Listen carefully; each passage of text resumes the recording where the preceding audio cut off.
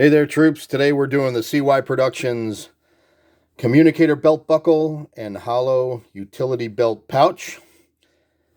Once again, I do believe that the first appearance of the Communicator belt buckle was in A Perfect Crime with Julie Newmar's Catwoman, where Batman battles a tiger, which is actually a stand-in with a mustache, which is really interesting.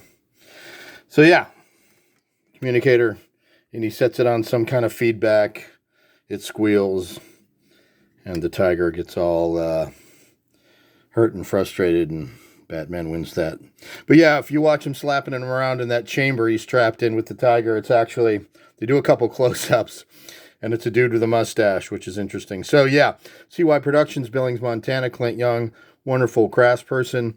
This is the hollow pouch that comes with it, and you know, you can fit a few things in there like your ID and some cash. This belt came with two because I got two hollow pouches with it. I kind of custom a la carte designed it with everything. I wanted all the bells and whistles. It's got the batarang pouch and the bat radio and the pouch for that, which we have gone over in videos. So there it is, kids.